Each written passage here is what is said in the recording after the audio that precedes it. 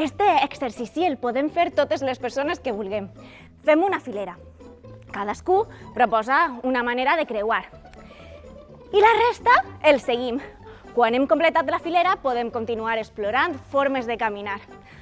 Fins i tot podem introduir sons.